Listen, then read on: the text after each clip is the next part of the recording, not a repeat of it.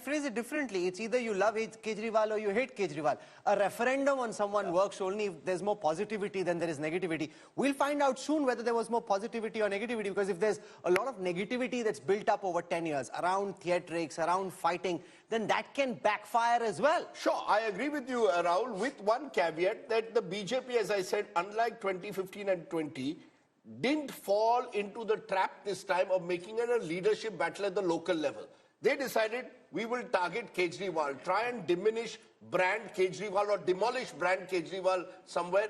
And Prime Minister Modi was used as part of that. I mean, look at all the posters. I've been traveling across Delhi for the last few days. All the BJP posters had Prime Minister Modi. So who else will they put? No, but in 2020, they put Amit Shah on the ticket.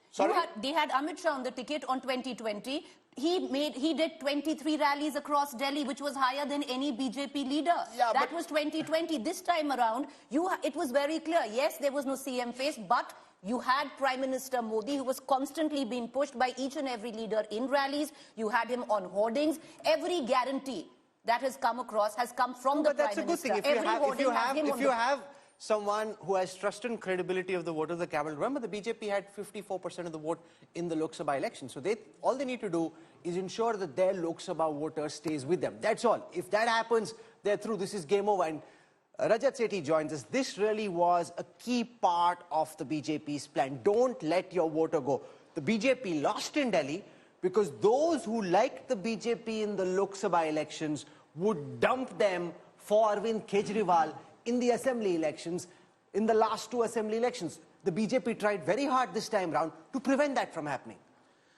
Good morning, everybody. Well, I think, see, Delhi is not a full-fledged state. It doesn't have constituencies where you can conduct these rallies and also, rallies do not have these public rallies, mobilizing people, bringing them to a small, congested place doesn't yield much benefits. BJP realized, like, what would a public rally in the capital of Delhi is going to achieve? So you do require 1 or 2 or 3 such rallies, but there is absolutely no point for conducting these massive public rallies and mobilizing and spending money, etc. Instead, they thought that let's utilize Prime Minister Modi bare minimum and then leave it to the leaders. They allowed the leaders from UP, Haryana and nearby states, along with that all members of parliament.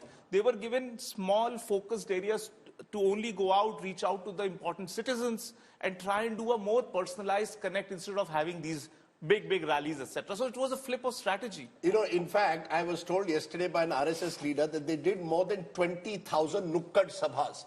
And one of the Sabhas had a union minister who came. And guess how many people were there? Only 25. But that was also seen, those 25 were also seen as potential influencers in a JJ cluster. So you've hyper-localized at one level to the point where union ministers are going for Nukkad Sabhas with just 25 people and you've got Prime Minister Modi at the top. So I think there has been a shift, conscious shift in strategy. Rajat is right. Leaders from Haryana, Bihar, UP coming into Delhi being given specific targets. Look, I think the BJP realized, Rahul, middle class, particularly the upper middle class, is with us. We need to break Arvind Kejriwal's dominance in the JJ clusters. If we can get even 25-30% or even more, ideally 40-50%, break half of it, we're through. No, but there was that's what they've done. As we travelled in the slum clusters of Delhi during this election, unlike the last time, even if you asked a lamppost who it was voting for, the lamppost was also Kejriwal. This time, though, in the Jhuggi clusters, there were people speaking against AAP. And at some level, it is inevitable. 10 years of being in power, the sewage lines are still open.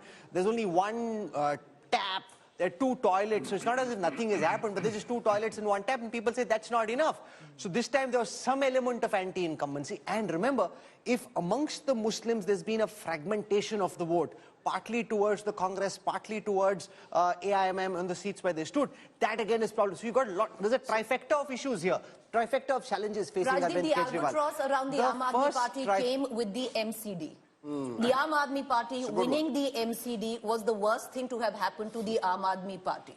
And so that is reflected. Because you mean then as a result, if the sewage lines are not, if there is garbage is not being collected, the blame goes on the MCD councillor. The BJP was able to take this election to the gullies, to the nalis, to the garbage dumps because the MCD so badly managed Delhi and It was with the So Aadmi Party you're saying now. there's double anti-incumbency. There's anti-incumbency Yes. of 10 years of the Kejriwal government, Kejriwal i.e. AAP government, and there is also 3 years of anti-incumbency against councillors of the MCD, many of whom The are seen as MCD has been the non-performers. albatross around Arvind So I think Kejriwal's you've neck. got double anti-incumbency. Not easy, therefore. I mean, Yes, you not know, easy. for an Arvind Kejriwal, this is the back-to-the-wall election. But he's always fought with his back to the wall. And he's been good in the past. When he's had his back to the wall, he's found a way of triumphing. Don't write Kejriwal out. The biggest mistake anybody watching this morning can make is start writing the political obituary of Arvind Kejriwal. He's a pugnacious street fighter.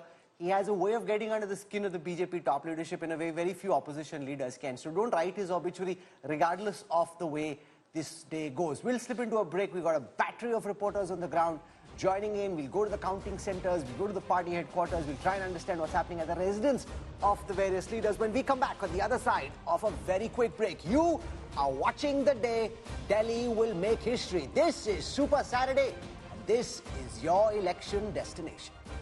India's capital city, Delhi. This right here is the bustling South Delhi that we're in. Today's special episode from the oldest, busiest market of Delhi, Chandni Chowk.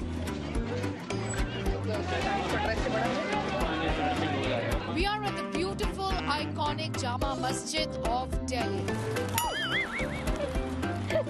I'm standing in the iconic Lodi Gardens of Delhi. The maza to travel around in Delhi is in the auto rickshaw. In Delhi, you have to have a plate of golgappa. That's my favorite snack. I can have as many.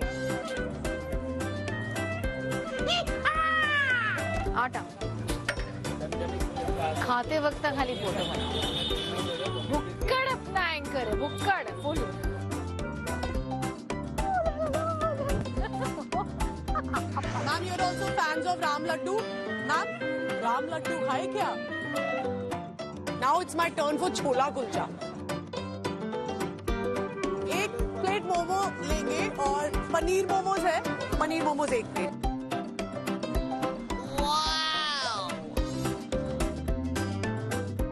Now let's find out what Delhi decides.